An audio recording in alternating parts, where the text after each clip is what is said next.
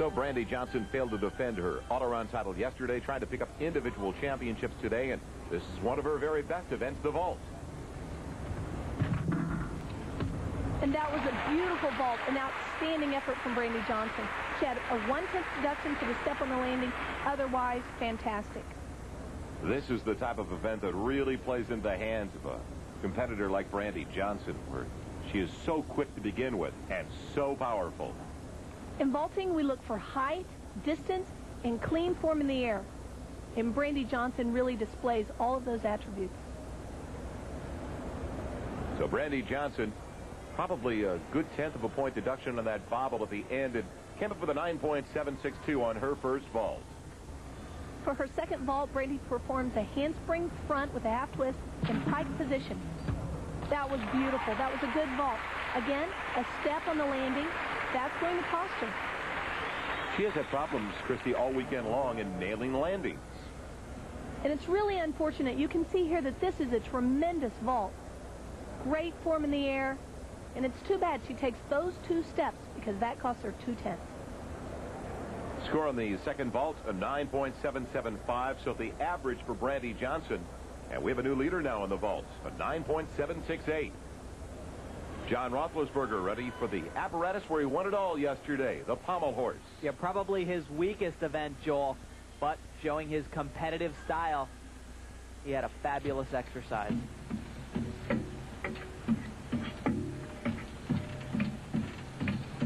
Walks completely across the horse. That's called a Magyar travel.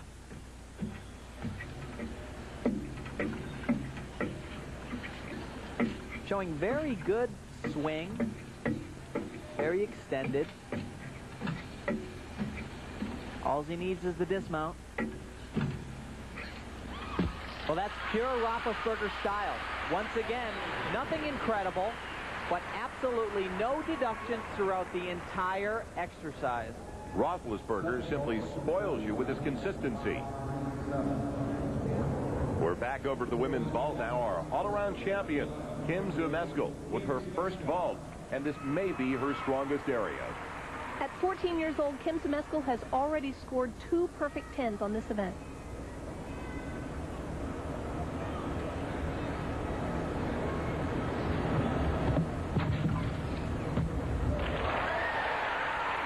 Not a typical Kim Zmeskal vault. She landed low and she had to hop. But you know, Christy, she is so aggressive. I've never seen anybody attack this vault the way she does. On this vault, Kim just lacks the speed and the push that she normally has. And as a consequence, she's slow in the rotation and a little low on the landing. And it's got to be somewhat of a letdown for Zmeskal after the high that she reached yesterday, winning the all-around competition, just like Roethlisberger, who had a 9.6 on the pommel horse. 9.712 for Kim Zmeskal.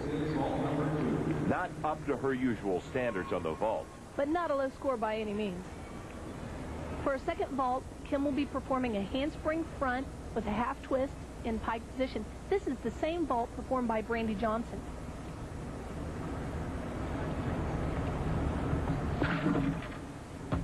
Oh, and that's a shame. That is very uncharacteristic of Kim.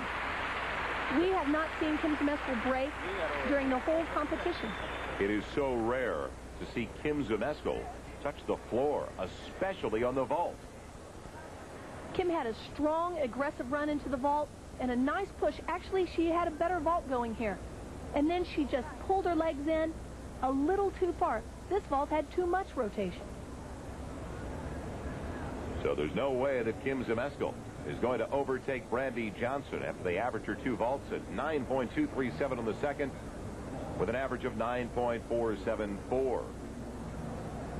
So a little consolation in the early going this afternoon for last year's national champion, Brandy Johnson, as she has taken the first gold of the women's division this afternoon. Brandy winning the vault competition over Sandy Woolsey and Amy Shear. And in the men's pommel horse, their second rotation, Patrick Kirksey from the University of Nebraska winning the gold medal. John Roethlisberger picking up the silver, and a tie for the bronze between Waller and Warburton. We'll be right back today. We continue with the event finals of the U.S. Gymnastics Championships. The uneven bars coming up for the women, the still rings for the men in their third rotation. And the first up on the still rings from UCLA, Scott Keswick. 5th place in this all-around competition. His most successful national championships thus far. On the still rings, what we're looking for primarily is to keep those rings still. They should not be swinging at all. We're also looking for skills like this. Strength part. That was an L cross right into a pull-out position. A D-rated skill. One of the most difficult. And in gymnastics, the D is the most difficult, as Tim pointed out, with the A skills being the simplest. The gymnast must also swing to the handstand position, as you just saw Scott do. Oh boy, yeah, he's picked up a lot of swing here. Oh, what a recovery. Tremendous dismount. That was a double twisting double. 2 flips and 2 twists. Great job. One of his requirements here, swinging from handstand right to handstand. That's called a backup rise. Another requirement, to show a strength part. This one called an inverted cross. Scott also chose to show us one of the most difficult dismounts being done in the world today. This is a double twisting double. 2 twists and right in a bucket. Great dismount by Scott Keswick. Should score highly from the judges and does so. A 9.725 for Keswick on the still rings. Boy, what a competition this kid is having. We move over to the second rotation for the women. And from Independence, Missouri, Christy Henrich, who is coached by Alphonse. Christy's nickname is ET, which stands for extra tough. And this kid is really tough. She's tough on this event, and she's a tough competitor. She's battled a lot of injury and illness in her career. Here's her first release, beautiful reverse hack right to a handstand on the low bar. Christy is so clean in her form. She narrowly missed a bronze medal at the World Championships. Nice dismount and a stuck landing. That's a solid performance. You talk about those injuries and illness for Christy Henrich. Just battled her way all the way back from mononucleosis, just in time to make the championships. Not a lot of training coming in, but felt about 100%. Here's a look at her release move. She does a full pirouette right into a reverse hack. That's 2 D elements in a row. And then when you talk about injury with Christy Henrich, just last year, a fracture in her neck. She really is extra tough. She finished 10th in the all-around this year.